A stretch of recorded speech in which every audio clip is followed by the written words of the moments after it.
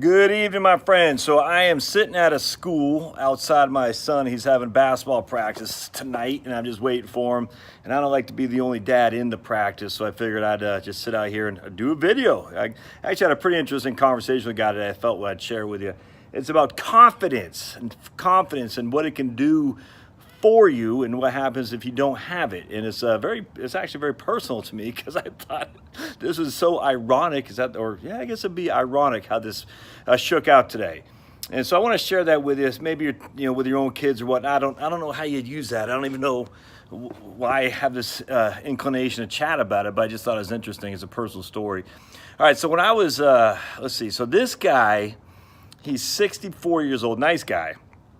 And we're talking today, and we're talking about the Boy Scouts of America filing bankruptcy and other, big companies that have gone bankrupt, GE and stuff, and GE hasn't gone bankrupt. Big companies that are falling on hard times, and it's pretty interesting. So we started talking about the Boy Scouts, and this guy said he was glad he was an Eagle Scout because when he went to Ranger School, he was able to tie knots, and he was able to get through that course, which I think he was what he's saying, like set a lot of people back. And it cracked me up because that is exactly what happened to me. When I went to Ranger School in 1990, this guy predated me by 15 years in 1975. It was the Dahlonega phase up here in North Georgia where it set me, I couldn't do it. I could not tie the flipping knots. And what happens is when you're there, and I don't know if they still do it, and Frank, I don't remember a whole lot about it, but you had to tie the knot, and you learn all these, they're in this little circle with these like knots, and you got to tie all these knots. And man, I'm telling you, I couldn't do it. Couldn't do it to save my life. And it was nerve wracking. And then you got to go up with this cliff, and it's just like this scale. If you like mountain climbing and rappelling and all that, you're probably thinking that's nothing. It scared the freaking hell out of me. I'm sitting there, I got to rappel off this cliff with the knots that I tied. And the guy, what's called an RI, a ranger instructor, says, I said, man, I don't want to do this. I said, I'm not trusting my rope my knot. I'm going to fall and literally kill myself. He goes, you tied it, you ride it. And I was like, ugh. And then they throw a guy on your back, and I think we had him at a rucksack or something. I can't remember, but I remember having this guy, this young lieutenant who's himself a kind of nerve-wrack guy. And I'm sitting there thinking, I don't know if we're going to survive. It scared me to death, and it knocked me off my game. I never made it from that. I tell you I was 19 years old, I think, when I went there, just a, Private Joe Snuffy in the Army. And it killed me. I couldn't get past the Dahlonega phase because of it. It totally took out my confidence for me to pass the course. And so what happened was I got recycled twice in the Benning phase, which is I don't know, I can't remember what they call it anymore. And then in the Dahlonega phase, I got recycled twice, and I couldn't get past the knots. And that was in my head, and I just could not break that beast. And look, hey, I don't have any regrets in my life. Everything I've ever done leads me to this point right here, married to my wonderful wife, my 4 wonderful kids, talking to you guys on YouTube. I have no regrets. I do have disappointments. That's one of the disappointments I had, was being knocked off my game from that lack of confidence. It was the weirdest thing. I'm telling you. So this guy, he went through OCS or ROTC, and when you're an officer in ROTC, you're competing with these guys from West Point and whatnot, and they always look down on you a little bit. No, like I was an E1 or E2, maybe I can't remember what my rank was. I went to Ranger School, E1 or E2. So I had no confidence going in. But then I got through the first stage. I'm thinking, I got this. And all of a sudden, like a buzzsaw, boom. And after, I could not get it back. I had no confidence. And when we're doing patrols that night, I had no ability to succeed. And it was unfortunate because I was like, when I got down there, I was like, I didn't expect, I just went down there based on a whim. I think we were getting ready to deploy someplace. Was it Germany or someplace cold? I said, I don't want to do that. And the only alternative was, well, you can go to Ranger School. I said, yeah, I'll do that instead. And I can't remember where we were going. I just remember going on some long, maybe it was Sinai. We're going to the Sinai Desert. I can't remember. I remember I didn't want to do this long deployment. So I volunteered to go to the pre-ranger school, and then I passed that, which I didn't think I would. And I passed that pretty easily. And then I said, okay, well, hell, if I can do that and not go to whatever the deployment was, I forgot what it was, I'll do that, just like I said, kind of on a whim. And I got down there, and again, I didn't have any confidence, but when I get through the first stage, like, oh, okay. And then that just bumped. So the point about this, what am I yapping here?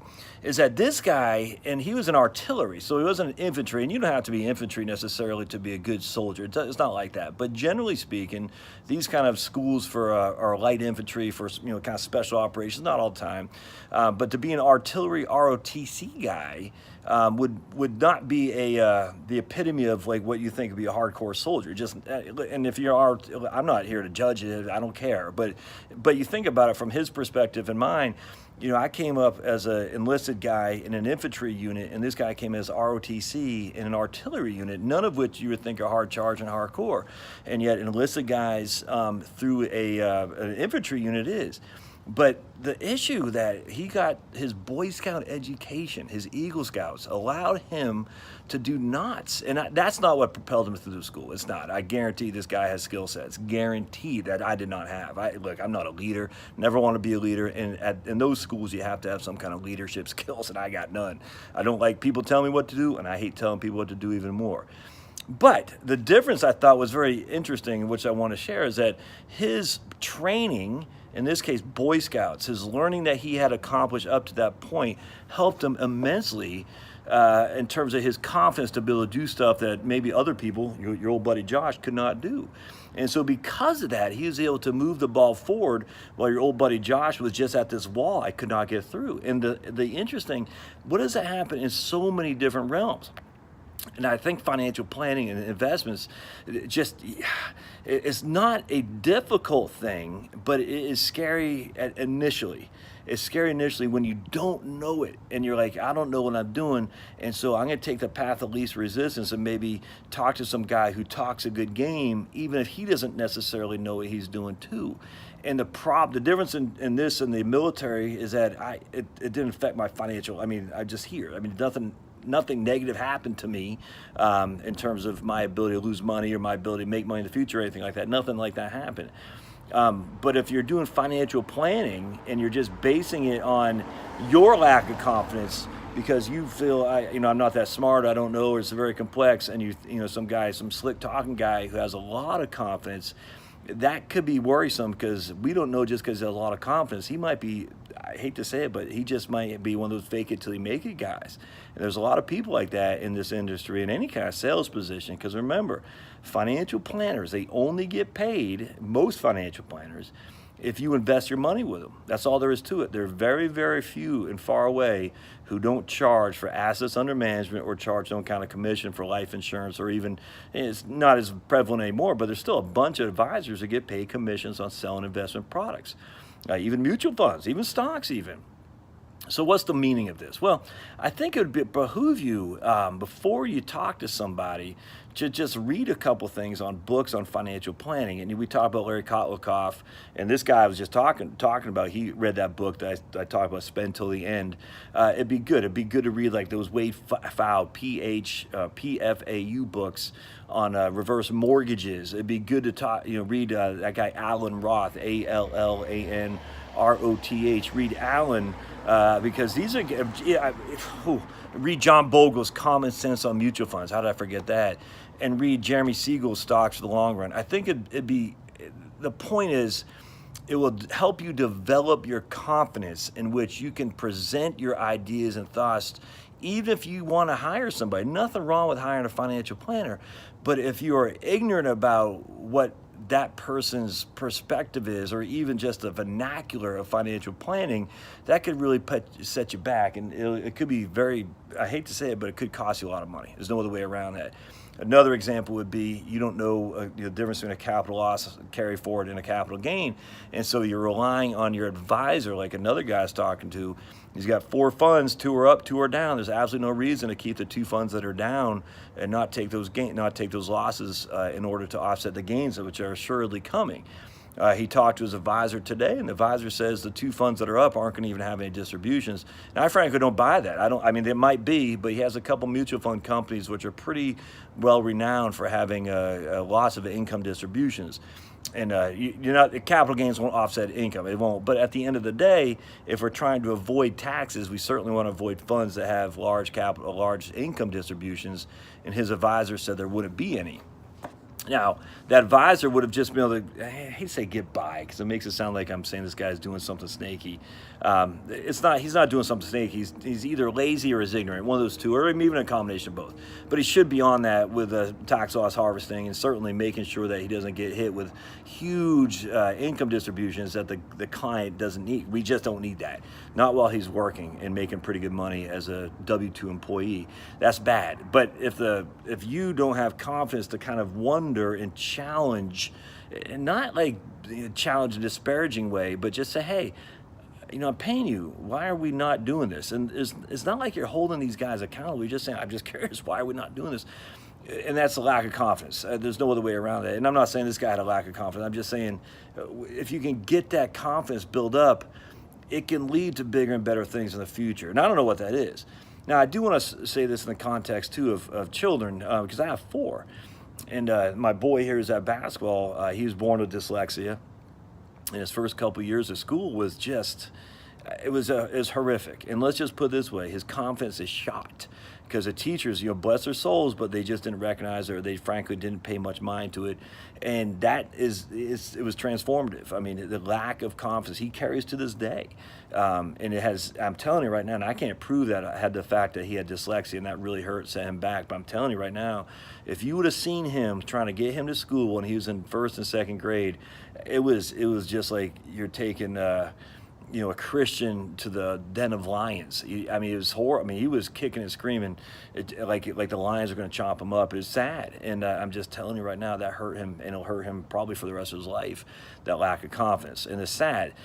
And so, what I'm trying to say is, any way you can get your children to have some confidence, and I don't know what it is, and I'm open to hear suggestions too. So I know my kid here, Kavin is his name. I know he likes to build things. And I know he obviously likes computer games, and I'm definitely trying to wean him on. Is that the right word? To get him to do stuff he enjoys, because that will build his confidence and make him more able to do that in the future, as opposed to stuff he does not like. For instance, he's a good reader. He's a smart boy, but he'll never be a good reader in class in a time constraints. It'll never happen. He'll never be good at math and time constraints. It'll never happen. His brain with dyslexia doesn't work like that. So as much as we want to say is you better do better in those skill sets, he just will never be able to do that great. I mean, he's a brilliant boy, and we have his IQ test, but he'll never be able to do, like, quote unquote normal education requires 45 minutes to do this complex math test. It just won't happen. And so he'll never be good in that regard, but he might be good in other things. And so it's up to us to kind of figure that out. And it's tough, but it's exciting too, for sure. And my other son, Liam, the guy's a math whiz he just knows it through his head. So he has got the exact opposite dyslexia, where it takes Kavin, it goes all the way around his head before it gets out here. Liam just goes right to the point, and he's ready to rock and roll. But he doesn't have confidence in other things. It's very interesting. And so when I was just kind of thinking about this with this guy today from the Army, I was like, man, confidence is such a big deal. And the reason why, I hate to say it, but I probably come across as arrogant, even cocky on YouTube, is because I got 20, almost 30 years of just reading and writing and thinking on financial planning topics. I just know more than most people. That doesn't mean I'm a PhD, doesn't mean I know more than you. I don't know, but I do know more than most, because I study this stuff religiously. And just picking up a book helps. And if you can just pick up a book, you're going to know more than a lot of people too, which will generate your confidence, in which you can create your own financial situation, and hopefully free up your own financial planning arrangements, so you don't have to keep paying people thousands of dollars a year. And I know this is kind of rambling, but I just feel like I share with you. How does that go to children? I don't know. I'd love to hear your thoughts on that, because any way you can get children to be more confident and not just rely on regurgitating school stuff. That's the thing with schools. It's like you're just regurgitating a bunch of crap. You're not thinking it through. You're not critical thinking. You're just repeating back what is told to you. I mean, as long as if there is a way to get children who are and I got 4 now, and they all have different personalities. If there's a way to get them to be able to see what I hate to say good at, but are good at, are passionate about, and enjoy where they can focus like a freaking laser beam on that topic, I'd love to hear it because I don't know. And it's interesting to me because I'm telling you, every child, every human being has a unique skill set and unique potential. And if we can just pull that out of them through developing their confidence and things they enjoy, but things they're also passionate about, man, I just hate to think all the wasted talent we have out there. And how does that go back to me? Did I waste my talent by failing out of Ranger School? Absolutely not. It's not the best thing. It's one of the best things I ever did. It gave me some confidence, but it also gave me the knowledge that I've always been pretty smart in school. So I've always been someone athletic. I've always been able to show up and just rest on my laurels. And when I went down there for Ranger School, I thought I could do this. I didn't really think I could do the same thing, but I just felt, I'll be all right. I don't need to practice. I don't need to focus. I don't need to study so much. And when I got down there, I just couldn't. And then you throw the lack of knot tying skills. I said, man, I'm way in above over my head. And all I did at that point was just let my physical ability, because I was a young buck, 19 years old, carrying the M60s and a spare barrel and all the extra ammunition. I said, look, I don't have the skill set to be a leader or to run patrols, but at least I can be a mule. And I did that. That's all I could do at that point. But that won't get you through your whole life. At some point, you got to bring the firepower, intellectual firepower, into the equation. And how you develop that firepower, how you get the confidence to use that firepower. I don't know. I'd love to hear your thoughts because I think it's interesting actually. And it was one a little bit longer than I thought. I thought I was just going to tell you this story and tell you how it related to my boy here, Kevin, who's got dyslexia, and how that dyslexia really set him back. But I'd love to hear your thoughts. So as always, don't forget to subscribe. I know this doesn't have a whole lot to do with financial planning, but it's fun having a chance and I guess a microphone to be able to yap a little bit. I enjoy that immensely, and hope maybe you get something out of this. All right, we'll see you next time. Thanks, guys.